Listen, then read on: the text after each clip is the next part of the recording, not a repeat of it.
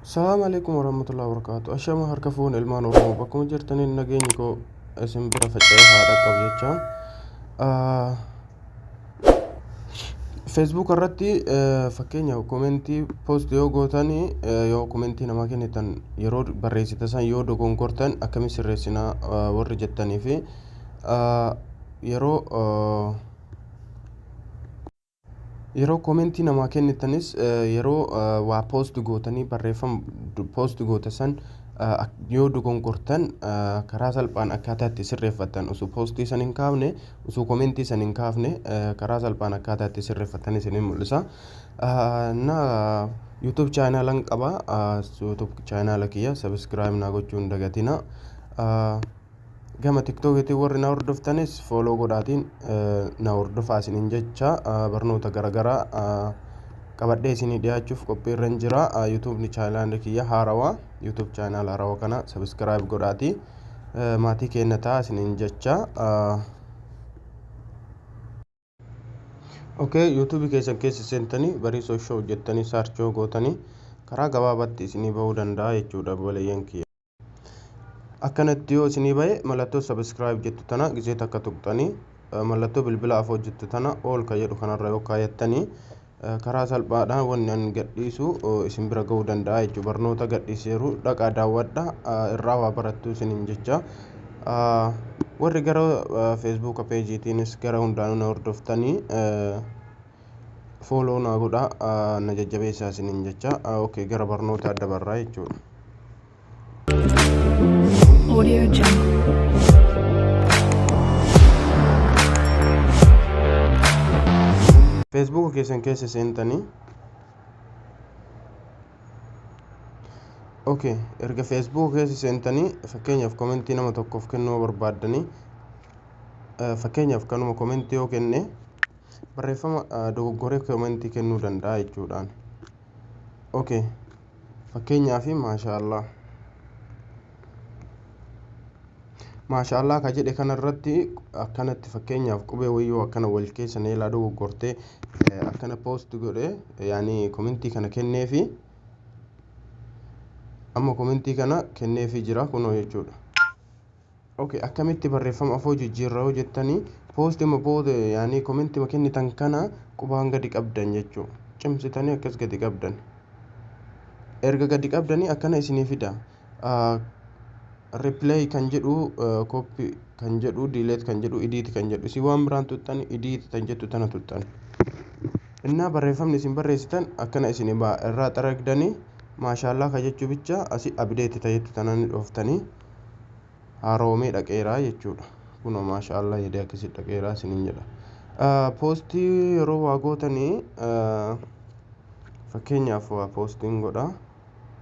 Okay. Okay, obboleeyyan kiyya akkuma argaa jettan fakkeenyaaf suuraa Jawaarii kana yoo kan post godhu akkanatti yoo inni naaf ta'e jechuudha. Asitti barreeffama barreessitan fakkeenyaaf inni jiraani barreeffama dogoggortanii akkanatti yoo waa yaanii barreeffama barreessuu barbaadan irratti qubee takka kan dogongortan taate barreeffama akkana barreessitan keessa qubee kan dogongortanii post yaa goonama fakkeenyaaf post ta'ara obsaan eeggattu isiniin jecha. Okay, post ta'een dhumee jira kunoo jechuudha. Innaa akkamitti barreeffama tana qajeelchina warri jettanii gubbaa tuqaa sadii tana gisee takka inni tuqxanii edit post kan jettu tana gadi tuqaastanii innaa kunoo nuuf fidee jira jechuudha. Kanarraa kaafne waan barbaanne barreeffama dogongorre sanirraa deebisnee sirreessuu dandeenya jechuudha. Okay, erga deebisnee sirreessine asiin seef ka gojeettu tana ni dhoofna jechuudha. Kunoo akkanaan duwwaa ta'e gadi dhiifamee jira jechuudha. Akkana. Okay, obboleeyyan kiyya itti aansee ammoo itti aansuudhaan profaayilii keessan yoo kan jijjiirtan ta'e profaayila Facebook keessanii yookaan wanuma barbaadan profaayila kafarii kana yoo kan jijjiirtan ta'e waan irra kaatan san akka post ta'e namni komentii isin hin kennine yoo gochuu barbaadanii haaluma salphaadhaan jechuudha. Asumaanii mallattoo asumaan dhannee suuraa fidannee haa dhufnu fidadheen dhufaan obsaan eegaa. Okay obboleeyyan kiyyaa kun akkuma arguu jirtanii profaayila kiyya qayyarachuu deemaa jechuudha. Osoo qayyarachuun deemne yeroo poost gootan kanarratti fakkeenya namni gariin poost yeroo godhu barreeffama irratti waa barreessu sanii ni jiraame barreeffama mata duree isaa barreessuuf kun asittiin barreessaa jechuudha. Asitti waan barbaade jedhee yaaduu fi barreeffachuu ni danda'a. Profaayiluma irratti jechuudha. Okay. Akka poost ta'ee namni arginu yoo barbaaddanii mallattoo right share your update to waste find kan jettu tana irraa balleessitanii kaatanii asiin poost gootanii jechuudha. Save gootanii yoo asiin save godhattanii isiniin gadi hin bu'u profaayila keessan jalatti gadi hin bu'u. Namni argee komentii isiniin kennu profaayila qofa irra taa'a jechuudha. Isinii galee obboleeyyan kiyya isinii galeera jedhee yaada.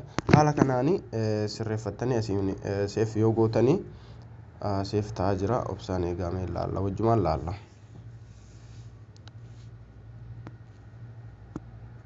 Innaa argitan qayyaramee jira jechuudha.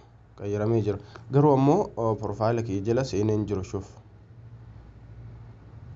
arguu jettansa seeneen jiru kunoo silaa asittiin seena jalqaba kanarrattiin seena garuu profaayila kiyya qayyaramee jira asitti naaf fideen jiru jechuudha.